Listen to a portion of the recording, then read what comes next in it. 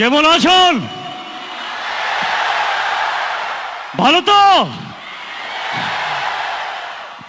Beautiful people of Bangladesh. Wow, thank you so much.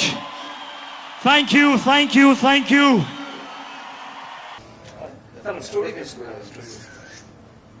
বাংলাদেশে shoot করাটা একটা emotional একটা ব্যাপার আমরা বাংলাদেশে শুট করি যেটা কিছুদিন আগে হতো এখন বলছি আই থিঙ্ক সেইটা বেশি কানেক্ট করবে rather than shooting Switzerland shooting in Italy আমি কানেক্ট করতে পারছি মানে আমি বেশি তো বিদেশি আমরা নরমালি শুট করতে আমার বেশি ভালো লাগছে এখানে টাইপলাইন বলে 60% লোকের একটা কানেকশন আছে ইমোশনাল কানেকশন তো তোমার এই ছবিটা দিয়ে হয়তো আমাদের সেই গ্রুপটা বেরোবে আমরা খুব চাই যেমন কমার্শিয়াল হবে একটা ছবি দেখানো তো আস্তে আস্তে বলছিল এইটা মনে থাকবে বাংলাদেশের শুটটা স্টেটাস আর লিখেও ছিলেন one of the this going to my best outdoor till date you know amazing fun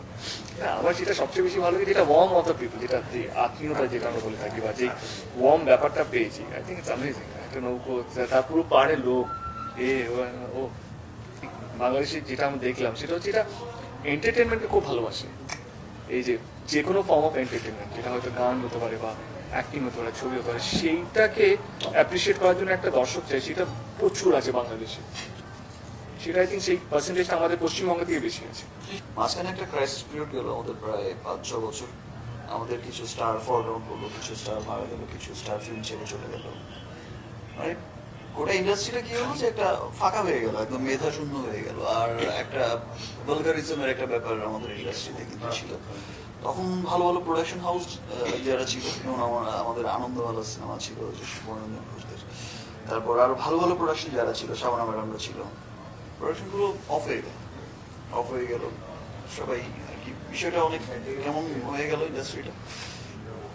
তারপর বেশ লম্বা 5-6 বছরের একটা খুব ক্রাইসিস পিরিয়ড গেল মারা গেছে মান্না ভাই তো মান্না ভাই এরা সকলে